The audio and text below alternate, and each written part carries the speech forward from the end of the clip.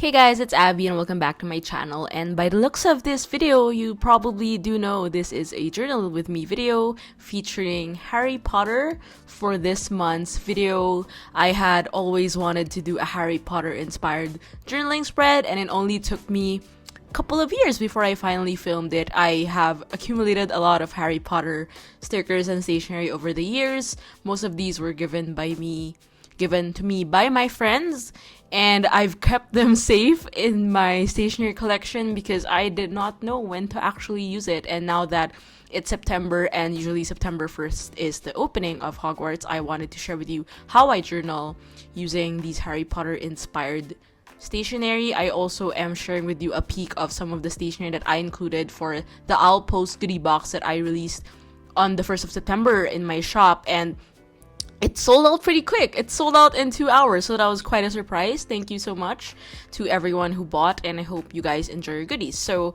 I'm going to be using a journal that I made. It's called Make Things. It's a craft journal, so it's actually traveler's notebook sized, and it's very much great for collage work, so I wanted to sort of use it also. And with that craft paper, you have that sort of earthy, raw feel. And here's some of the pens that I'll be using. I actually am starting to use a lot more fountain pens these days, so I'm very happy about that. And here are some of the washies I'm going to be using. I wish I bought the Hogwarts Houses washi tape when I was in Osaka, but I didn't end up buying it. But generally, all the color schemes of Harry Potter, I sort of have some sort of like similar tools, and sort of like they have that vintage feel, which I really love because that's kind of the stationery style that I'm leaning towards too. And also I do have a lot of vintage style stationery in my collection. So I'm actually going to do 2 spreads for this video. The first one is all about my first memory of Harry Potter. If you want to look for prompts, I'm going to link one down below. I actually made a list of 10 prompts that are Harry Potter inspired that you can try also for your journals. As for this collage kit that I made, it's free exclusively for my patrons. So if you're not yet on Patreon, it is a platform for creators like me to get support from patrons like you in order to make more art, share more content, and create more opportunities for you to discover more about your creativity and, move forward with your creative journey. So I did make this available, and I'm just going to go ahead and show you guys how I journal. As usual, I'm always starting with the embellishments, and I like how my color scheme here is pretty solid. It's mostly like reds, blacks, neutrals, and also like making the images stand out more. I have been a huge fan of Harry Potter ever since I was 9 years old when I first watched it on screen. And it's funny because now that I look back on it, it's been so long since I first saw the movie, and I remember buying DVDs back when... No, I got the VCD actually, and I started to rewatch it over the summer. I had a huge crush on Daniel Radcliffe, and I really liked everything from the music to the costumes and to the whole storyline. It really fascinated me how magic can be portrayed in such a beautiful way.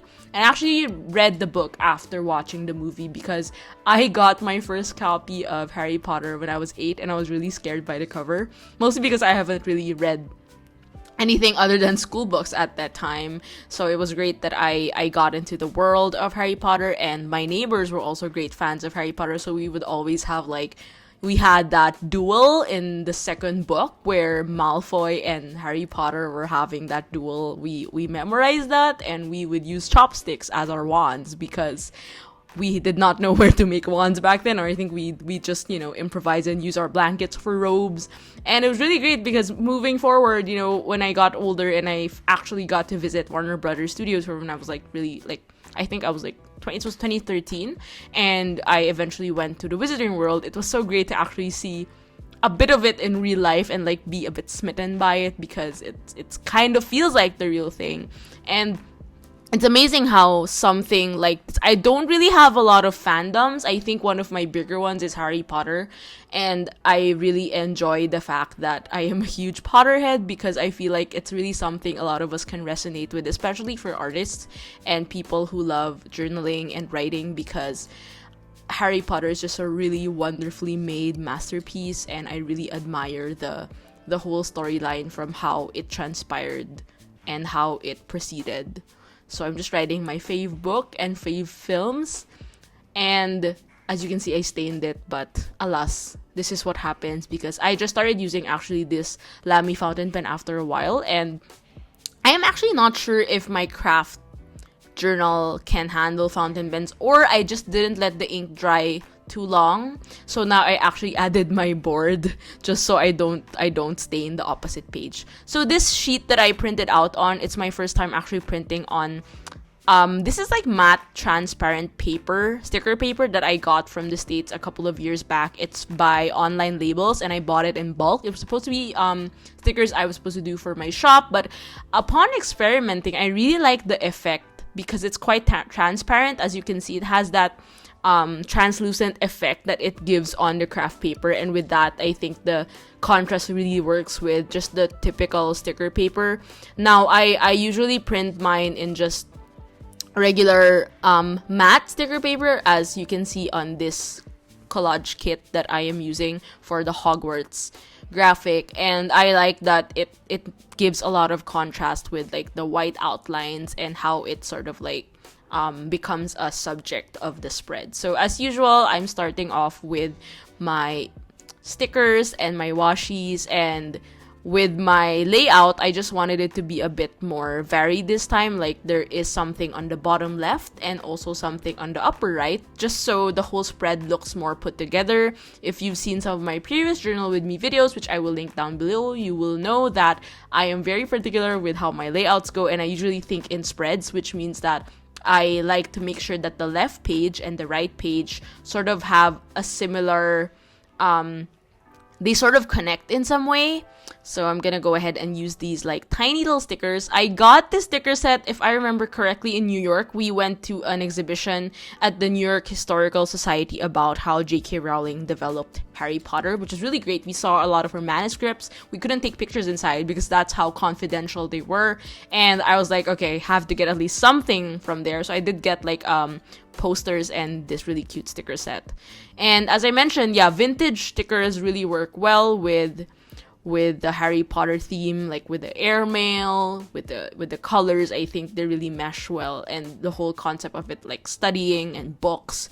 And I also wanted to highlight the fact that, you know, they use a lot of like letter writing, traditional letter writing with like the wax seals. It's just that I haven't really gotten into the wax seals thing, so let's just pretend those are actual wax seals, but they're actually just stickers. Now I have committed an error in the stamp there, so I'm just gonna cover it up with a newspaper-inspired sticker sheet that I got. So for this spread, I wanted to focus more on the intellectual, like school part of Harry Potter, which is my Hogwarts house, which is Ravenclaw. I actually assumed that I was a Gryffindor, but that was only me back then when I was younger. And then when I finally took the Potterhead quiz, I did find out that I am a Ravenclaw, and a lot of my friends are also Ravenclaws. I think some of them are Hufflepuffs, mostly the friendlier ones. I'm just not as sociable as most people, and I read up about what the qualities of a Ravenclaw are, and as a Capricorn sun, I can highly relate to all of the qualities, even the competitiveness aspect and me being really ambitious and such an achiever. I recently took the StrengthsFinder test, and I found out that my top trait is I'm an achiever, and I think that's pretty obvious by now. But yeah, I did realize that I resonate a lot with the qualities of a Ravenclaw.